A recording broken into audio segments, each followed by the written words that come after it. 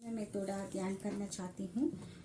इसमें पहले लिखा है इस सातवें अध्याय प्रकाशित वाक्य सातवें अध्याय में यहाँ हम देखते हैं कि सेकंड वचन में फिर मैंने एक और स्वर्गदूत को जीवते परमेश्वर की मुहर लिए हुए पूरब से ऊपर की ओर आते देखा।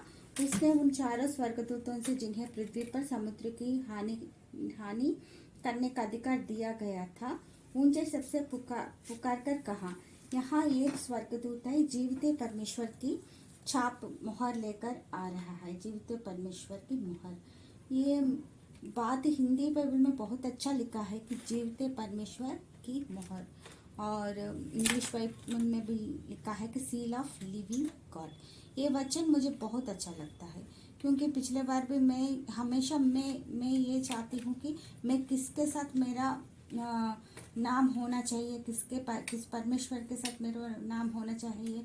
पहले मैं जो पूजा करती थी उसमें कोई मुझको जीवित परमेश्वर नहीं मिला, मगर जब हम सच्चा जीवित परमेश्वर, ये बात खुद प्रभु भी बोला है। यहाँ मेरा एक कंसंट्रेशन है, पवित्र आत्मा पाया हुआ, पवित्र आत्मा का छाप हमारे ऊपर है। ये बड़ा भीड़ है, इस भीड़ में बहुत लोग हैं, अलग अलग जाति का है, कुल का है। जैसे ये कलीसिया को एक सिंबॉलिक जैसा बोल सकते हैं। तो कलीसिया में भी हम देखिए, कहाँ भी कलीसिया देखिए अलग अलग जाति लोग, अलग अलग भाषा का लोग, आप अलग अलग कल्चर का लोग होते हैं, फिर उसका सब कुछ अलग होता है, मगर एक बंधन उसको बांध के रखता है, वो यीशु मसीह का लहू से। और जो उद्धार पाया हुआ लोगों को तुरंत पवित्र आत्मा का वो छाप, नहीं तो वो मोहर, वो छाप बोलना चाहती हूँ, वो छाप लग जाता है, पवित्र आत्मा हमारे अंदर आ जाता है। तो पवित्र आत्मा का काम क्या है? जो हमको पवित्र आत्मा पाना, एक बहुत उद्धार पाया हुआ लोग, जो उद्धार हम कब पाते हैं? हमारे पापों के लिए पश्चाताप करते हैं, प्रभु का वचन को जान लेते हैं और हम बैप्टिज्म लेते हैं। उसके बाद हम पवित्र आत्मा हमारे अंदर काम करना शुरू होता है, जब तक का मैं अलाउ करे, ये भी है ना।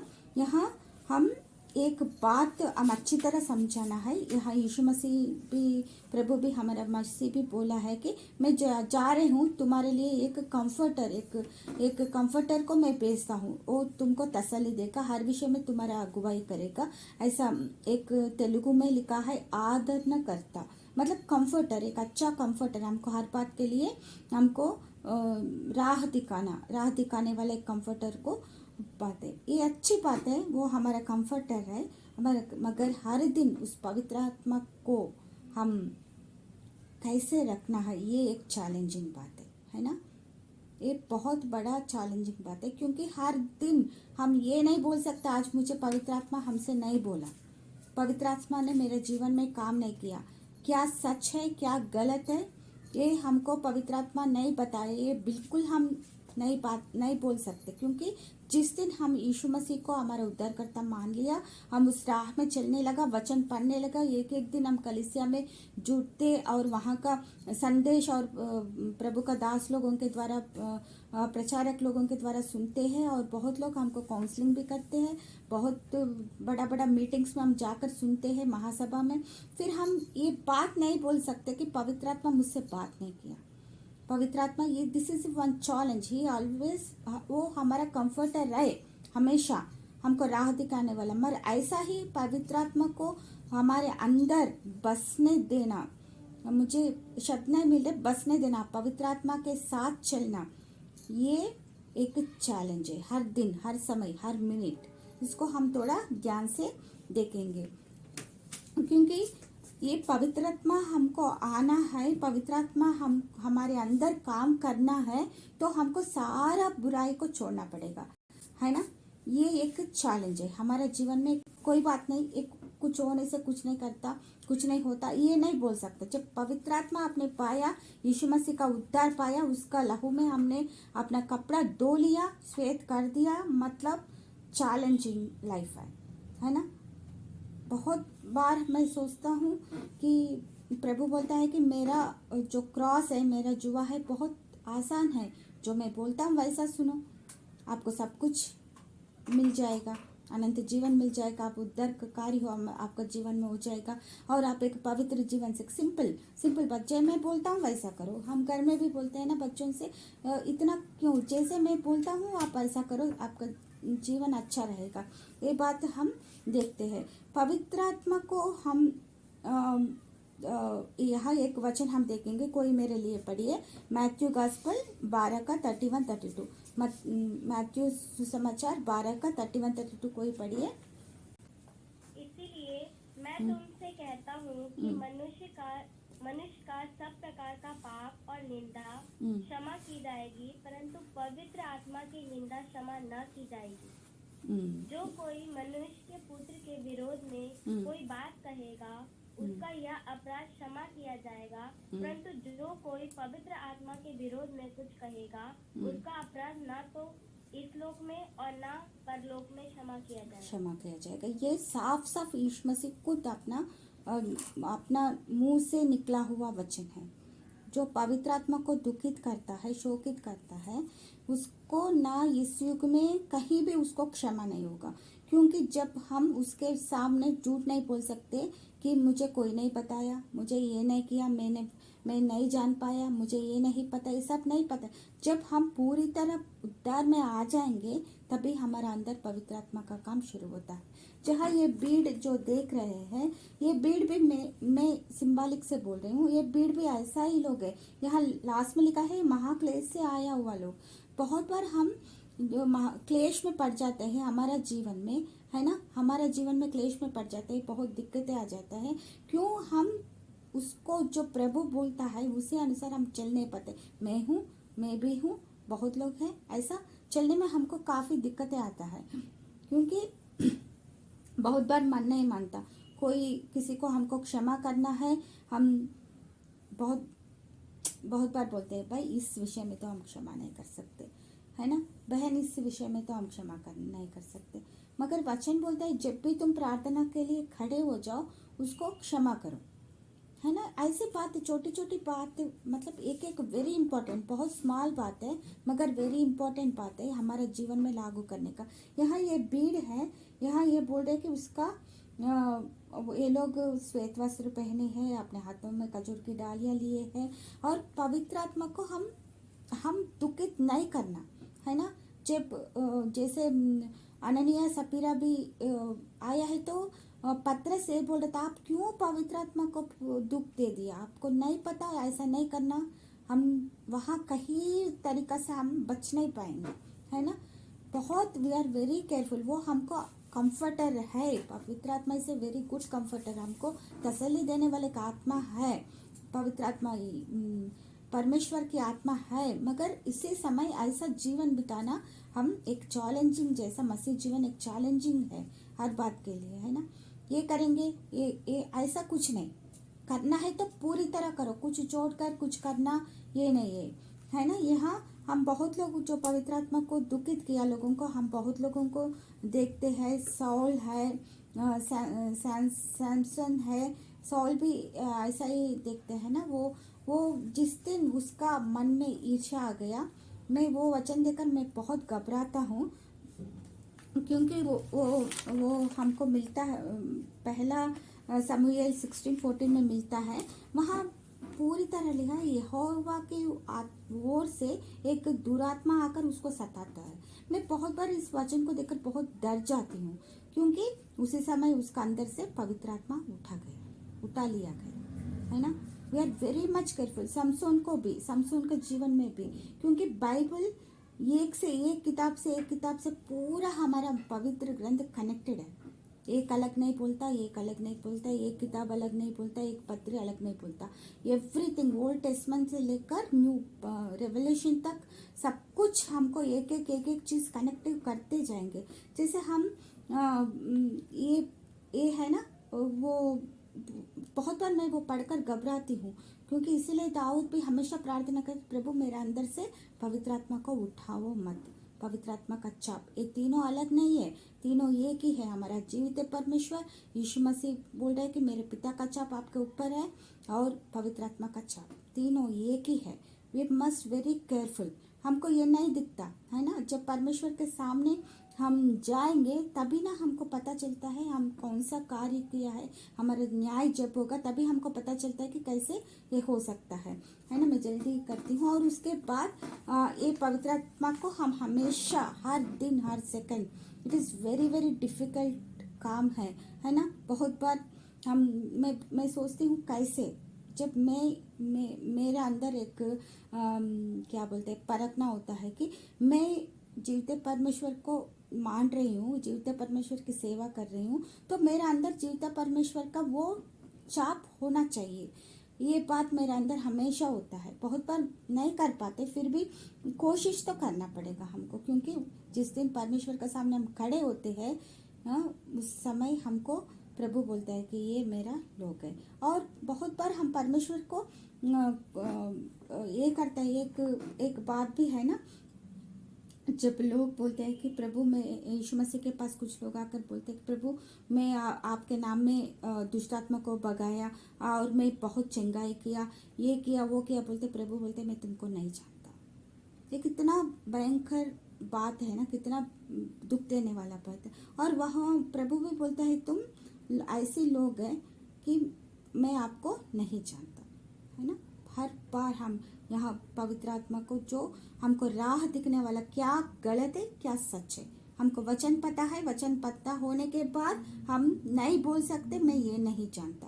ये प्रभु के सामने बहुत बड़ा गलती हम बार बार करते हैं। मैं भी करती हूँ, मगर जिस समय हम करते हैं तुरंत हम पश्चाताप करके उस आत्मा को शोकित नहीं करना, दुखित नहीं करना, ये एक मेरी बात है। और दूसरा है, इस भीड़ में और एक बात हम देख रहे हैं, उसका हाथ में एक खजूर की डाली है।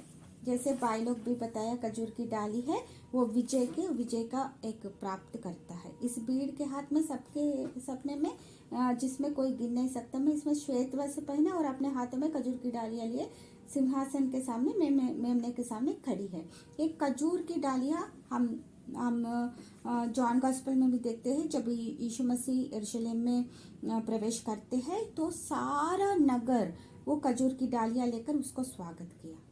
फिर उसके बाद कोई नहीं दिखा।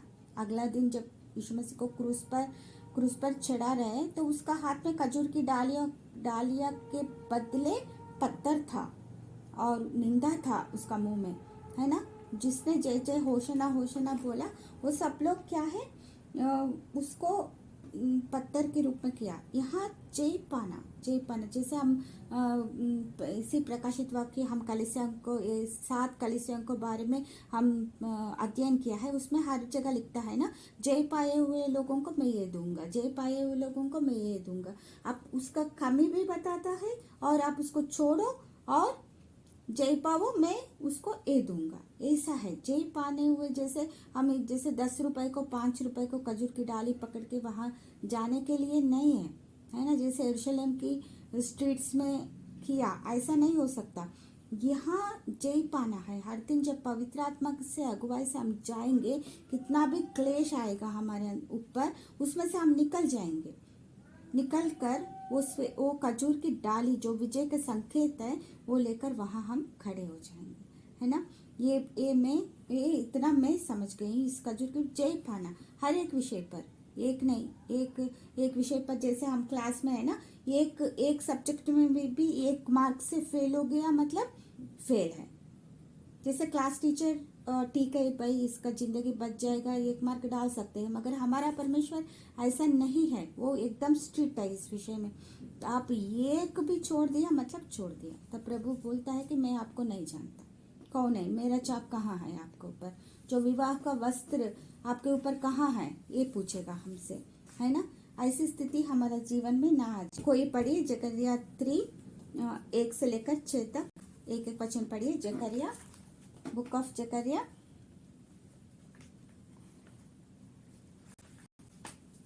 कोई पढ़िए प्लीज। फिर उसने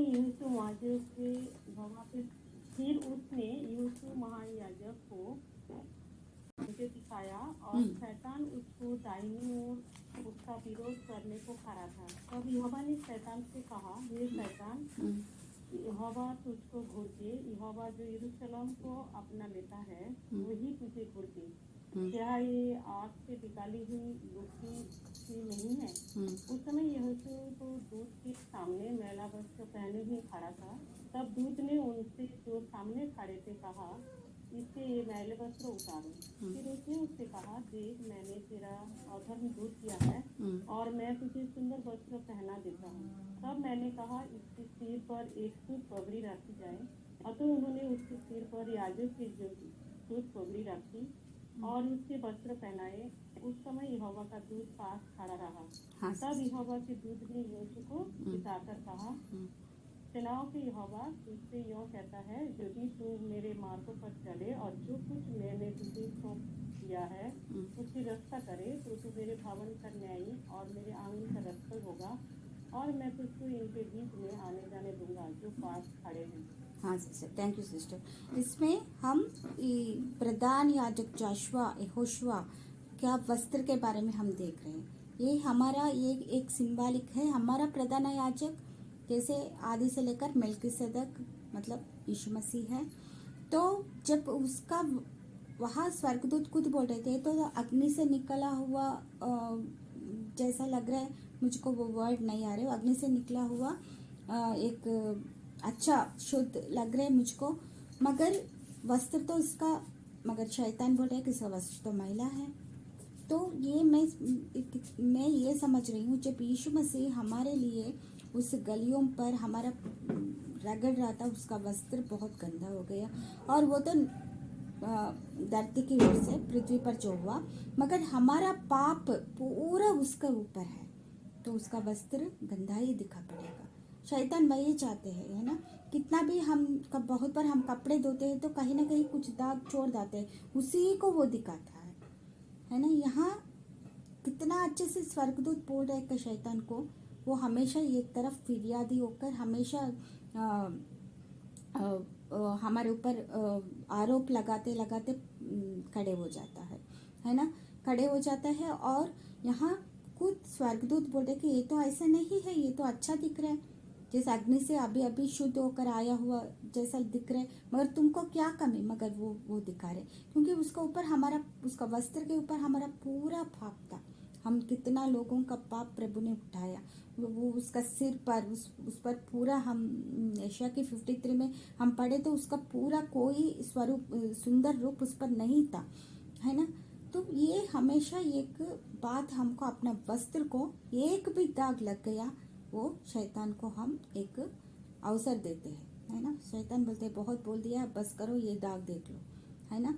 बहुत बार ये हमारा जीवन में होता है, मगर हम स्वर्गदूत उसको डांट नहीं सकता, वो बोलता है यहोवा आपको डांटेगा, मगर हम उसको डांट सकते हैं। वचन बोलता है उसको डांटो, वो आपके से वो दूर भाग जाएगा, है ना। ये बात, अपने वस्त्र को शुद्ध रखना, अपने वस्त्र को शुद्ध रखना, क्योंकि हम सबको कौन सी भाषा से, कौन सी ईसा से, महाक्लेश से आया कुछ भी हो, हम एक दिन हम प्रभु का सामने, मेमना के सामने खड़ा होना है, अपने श्वेत वस्त्र पहनकर, अपना हाथ में जो जय के चिन्ह का जो कितना विषय पर हमने जय पाया, उसको लेकर हम उसके सामने खड़ा होना पड़ेगा, है ना। ये बात। और मैं देखती हूँ यहाँ वचन में लिखा है कि वो लोग मेमने की लहू में अपना कपड़ा धो लिया। लहू रेड कलर में होता है, और उसमें धोने से कपड़ा क्यों कैसे वाइट होता है, ये हमारा पवित्र आत्मा का काम होता है। हमारा पाप कितना भी हो, कितना भी गंदा हो, कितना भी हम हो, ये बात हमको दिखाता है कि हम एक बार यीशु मसीह के ऊपर हमने किया, विश्वास किया, और अपने आप को बदलने की कोशिश किया, और हम प्रायश्चित किया, पहले अपने पापों को प्रायश्चित किया। हर दिन हम अपना विषय में प्रायश्चित करके चलेंगे, आत्मा को संतृप्त करके चलेंगे, उसका अनुसार चलेंगे, तो ये हमको, ये श्वेत वस्त्र हमको मिल जाएगा। और इसमें एक अच्छा सुंदर वचन है 10 और 1 मिनट, उन्होंने अपने अपने वस्त्र मेमना के लिए धोकर श्वेत किया। 15 में, इसी कारण वे परमेश्वर के सिंहासन के सामने है और उसके मंदिर के दिन रात उसकी सेवा करते हैं, और जो सिंहासन पर बैठा है वो उनके ऊपर अपना तंबू तानेगा। ये दिन रात क्या करता है, उसका उसका सेवा करता है ना। कुछ बाइबल में लिखा है उसका स्तुति करता है, सेवा करता है। वहाँ प्रभु का सेवा हम कैसे कर सकते हैं? जो बहुत बार हम बाइबल पढ़ते हैं, नया नियम हो पुराना नियम में, वहाँ प्रभु बोलते हैं मैं आपसे क्या मांग रहा हूँ, इतना ही मांगा है ना, आप ऐसा मत करो, ऐसा मत करो, झूठ मत बोलो, हत्या मत करो, और किसी से ब्राइब नहीं लो, और अपना परमेश्वर को अपनी आत्मा से करो, इतना ही मैं आपसे पूछ रहा हूँ। इसलिए यीशु मसीह बोलता है जो मेरा जुआ है बहुत आसान है, बहुत वेट कम है उसका, मगर हम उस पर अपना अपना बोझ डाल के उसको हम अपनी बहुत बारी हम लोग कर लेता है। ये लोग है हर दिन दिन रात परमेश्वर की सेवा करता है, सेवा करने वाला झुंड है ना। हाँ, और एक झुंड को हम देखते हैं, वहाँ लिखा है जो शैतान गिर जाता है तो वहाँ एक स्वर्गदूत बोलता है कि ये है जो दीवारात्र अपने परमेश्वर के सामने अपनी बायों के ऊपर बोलते रहते हैं, वो गिर गया। मतलब हम ऐसी स्थिति में आना चाहिए कि दीवा रात्र उसकी परमेश्वर का सम्मुख में सेवा करने वाला स्थिति। ये स्थिति हमको कैसे आता है, एक हम कनेक्टिव देखेंगे कि हम पवित्र आत्मा को शोकित मत करना। जो चाप हमारे ऊपर लगा है उसको हम हमेशा संभाल के रखना। एक जीवित परमेश्वर का चाप, यीशु मसीह का चाप और पवित्र आत्मा, ये तीनों अलग नहीं है, तीनों एक ही है। ये सब किया है तो हमारे हाथों में वो खजूर की डालियाँ भी आएगा, हमारा ऊपर वो श्वेत वस्त्र भी आएगा, और हम परमेश्वर का सामने, हम कोई भी भाषा को हो, कोई भी हो, हम उसका सामने हम खड़े होकर उसका सेवा दिन रात कर सकते हैं। ये मेरा एक छोटी सी विचार है। Thank you brother. Thank you sister. प्रभु के छाप के बारे में बताया सिस्टर ने, और जो आत्मा हमें मिलना है उसके